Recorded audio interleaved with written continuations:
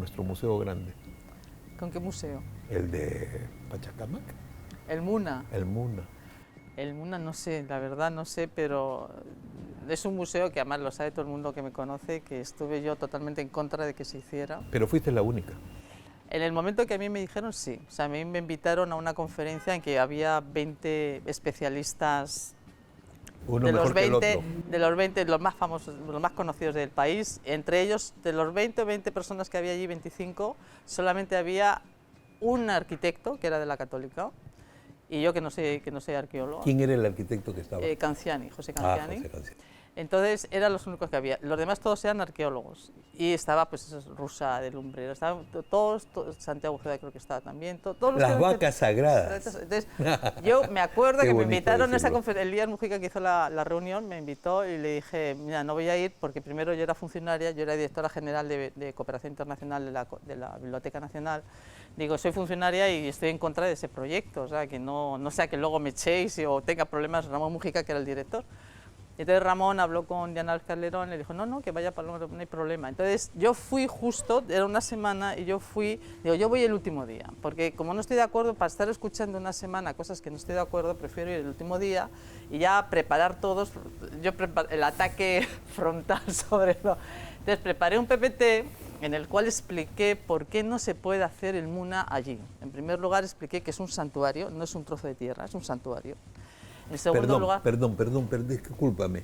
Usted, mi amigo, está escuchando hablar del MUNA. Es el museo que el Estado dispuso una enorme cantidad de dinero para que se construyera por fin, después de todo, después de miles de años, o de cientos de años, o de muchos años, el gran museo peruano, que no lo hay, que en un momento se quiso hacer el museo llamado de la Nación en la gestión del presidente Alan García y que luego se desactivó y se cerró.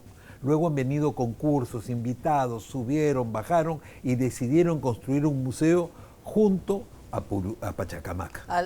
En ese momento ya se estaba haciendo el nuevo, ya se estaba haciendo el Museo de Sitio de Pachacamac. Que está junto al templo. Y al lado se había pensado hacer ahí el MUNA, pero ya se estaba construyendo el otro museo, o sea, está uno enfrente del otro. Los dos, obviamente, el Museo de Sitio tiene que estar en el sitio de Pachacamac, que está perfecto, pero el otro, dije, ¿cómo podéis utilizar un santuario donde hay entierros? Porque ya se habían levantado varios entierros. Está un entierro y además esa zona es donde están los talleres de las personas que trabajaban para el santuario.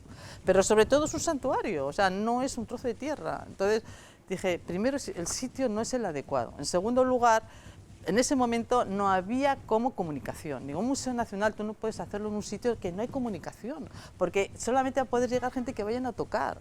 Y hay colegios, los museos nacionales se hace para gente, o sea, para todo el mundo. Aquí tiene que llegar caminando, porque ¿qué colegio nacional va a poder pagar que los niños vayan en autobús, las movilidades y el sándwich y la entrada, y aunque sea gratis, pero no puedes, tienes que ser un sitio en los cuales sea asequible a todo el pueblo, porque tiene que estar pensado, por eso digo que los museos tienen que estar pensados para los locales. Y perdón, existen leyes, porque usted debe saber que a mí, como experiencia del Museo de la Nación, llegó un día, muchas veces, un bus cargado o lleno de niños que venían de los pueblos jóvenes o de los conos, como le quiera usted llamar.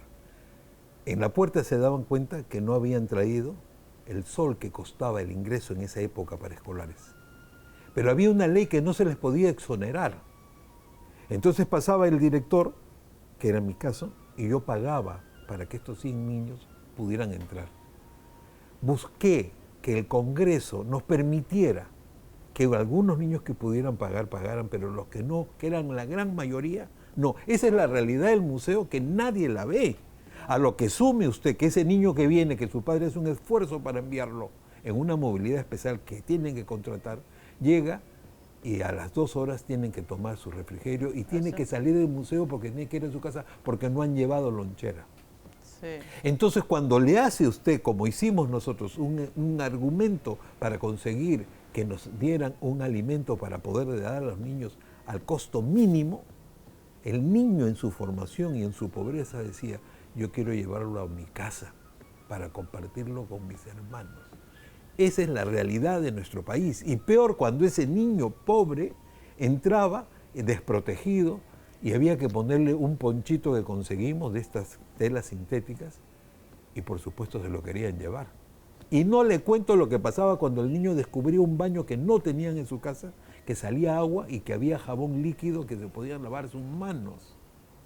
Esa es la realidad de nuestro país. Estamos tan preocupados en todo. Sabemos que necesitamos colegios básicos y cosas de salud y hospitales y pistas, pero la cultura tiene mucho que ver, pero la realidad de los museos es lo que le estoy contando. Yo fui director de ese museo y no conseguí la ley que nos exonerara. Por eso cuando yo veo que se gasta en cosas superfluas y no en realidades para formar mejores peruanos, es indignante.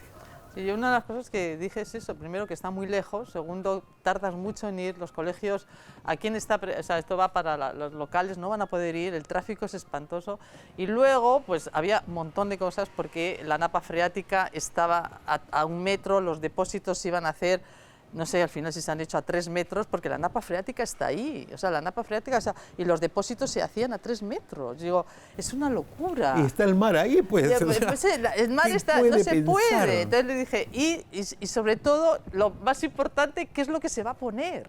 Porque cuando uno hace un museo es porque tiene piezas que se van a poner en el museo. Entonces digo, ¿qué se va a poner?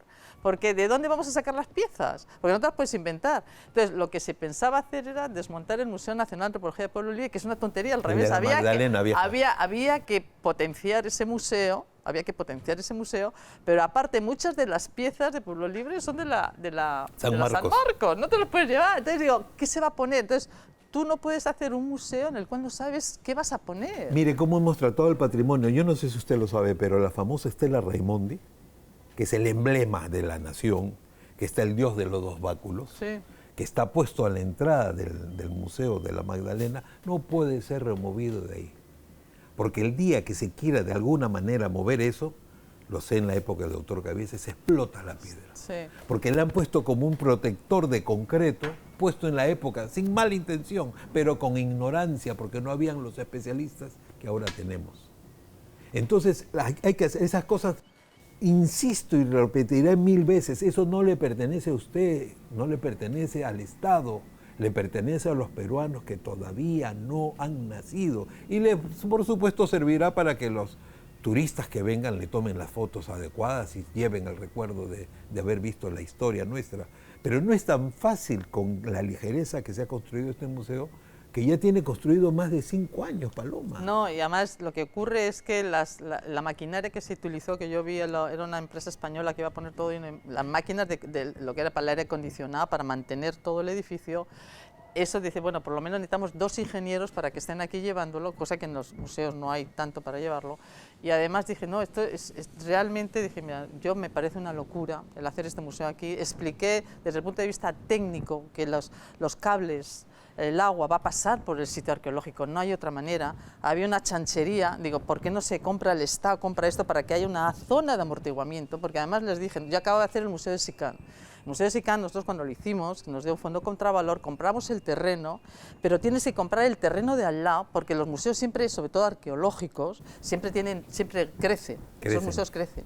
Entonces, digo, ¿dónde va a crecer este Museo Nacional? Porque no vas a seguir inundando, o sea, viendo esto, invadiendo el terreno, el santuario, no puedes. Entonces, al lado había unas chancherías, digo, ¿cómo vas a tener un Museo Nacional y el muro de aquí son chancherías? O sea, ¿dónde estamos? Y aquí es un cementerio. Digo, por favor, o sea, elijamos otro sitio, que además les di varios sitios, elijamos otro sitio porque no es el sitio adecuado. Este no es el sitio. Y les di técnicamente, yo no lo, el museo en sí, yo no quiero decir nada del museo en sí porque el museo es muy bonito. A los arquitectos les digo, oye, chapó, tu museo es precioso. O sea, yo no tengo nada en contra del museo. Lo que sí tengo en contra es que se utilice un santuario tan importante como Pachacamac, que era sagrado por siglos, que ya se ha hecho un museo, para hacer otro museo, el cual, cuando presentaron la maqueta era, digo, pero es que eso no es el museo. El museo tiene que tener todo el aparcamiento, y efectivamente, si ahora uno ve desde Google, una cosa es donde está el museo y otra es donde hay todo un muro de metal ahí, porque se ocupa un montón de sitios, de santuario.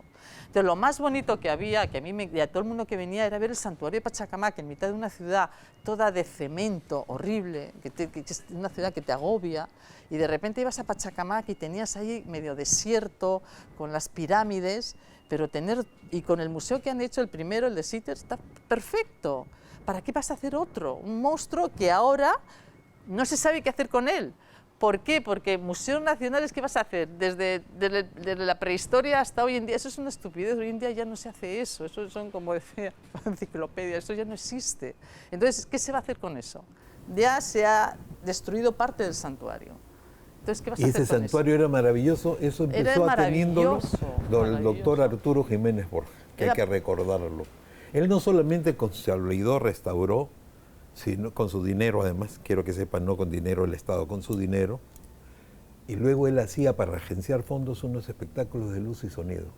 Y la gente iba, se sentaban sobre esteras como en la época, y él hacía unos desfiles y poesía y música, y ofrecían comida. Bueno, era una experiencia extraordinaria. Este hombre fue el que inventó el museo de sitio en el mundo. Sí. O sea, Arturo Jiménez Borja, mira el resultado. Pero yo te quería decir una cosa, que uno de los proyectos, que esto fue presentado por un alumno, arquitecto, creo que era de la Católica, que lo publicó Javier Lizarzaburu, que era poner el museo, si quieren hacer un museo nacional, ponerlo donde está el Palacio de Justicia, que me parece espectacular, quitar ese por dentro lo vacías, pones ahí un museo como que es enorme, haces unas nuevas torres que tienes para la justicia, que necesita totalmente cosas diferentes. Una ciudad de la justicia que la tienen prevista. Exacto, y el museo, lo que es el Palacio de Justicia, hacerle el museo, y toda esa zona quitas el tráfico, porque no debía haber tráfico por ahí, por abajo. Pones por abajo y tienes toda una explanada, y tienes el museo italiano, tienes el metropolitano, todo el Mali, todo, que todo el tráfico debía pasar todo por abajo, y de ahí te vas caminando, que ahí, porque además tienes el metropolitano, los colegios pueden ir cualquiera, porque tienes ahí sitios, y te vas caminando al centro histórico. En el centro de la ciudad. Y tienes que hacerlo en el centro de la ciudad. Pero además eso es un ejemplo maravilloso en la idea tuya, pero eso ya lo ha hecho. No fue mío. O de quien lo haya hecho, pero tú lo estás haciendo saber a nuestros amigos. Sí, yo lo vi, me pareció espectacular. Eso pasa en Washington. Claro, en cualquier sitio, o en Berlín. Tú vas a un sitio donde no tienes más que cruzar, y esa es la maravilla en Washington. Además, los museos son gratuitos. Y en ese museo está la National Gallery en Washington, donde uno tiene 14 Rembrandts en una sala. Entonces, eso es cultura. Eso es lo que es necesario para nuestro país. Eso tenemos que hacerlo, pero es tarea de todos, no es cosa del ministro de turno, que siempre van a hacer es a proyectos a 20 años. Y tampoco del presidente de turno, porque sabemos perfectamente cómo terminan. Si no es suyo, es nuestro. Porque lo que queremos es que nuestros hijos, nuestros nietos, conozcan lo que nosotros vimos. ¿Estamos seguros que vamos a entregarle cuando menos lo que nosotros recibimos? Yo creo que no. Al paso que vamos. No, ya Pachacamás para mí ya... Y había un proyecto precioso, que también era una idea que queríamos hacer. Toda la cerámica, la mejor llevarla a Trujillo, un buen sitio donde se podía mantener, hacer un museo de la cerámica peruana. Chan Chan, imagínense ustedes en un sitio diseñar algo bello y todo lo lítico llevar para que vaya un turismo en mayor flujo a Chavín. ¿Se imagina usted? Y el del traje, y un museo del traje, de las textiles. Claro, y luego el de textiles en Ica, que tiene el mejor clima del mundo. Así es. Cero humedad. Sí.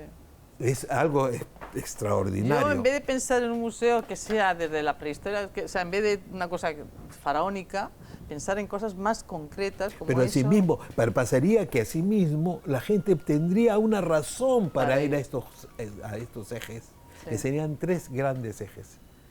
Pero seguiremos conversando, el tiempo nos ganó y nos están haciendo señas y seguimos soñando. Usted no va a poder dormir, yo le garantizo que no voy a dormir, pero estoy tan feliz de conocerte, Paloma, y que seas tan generosa. Encantada de haber venido. Toda tu sabiduría.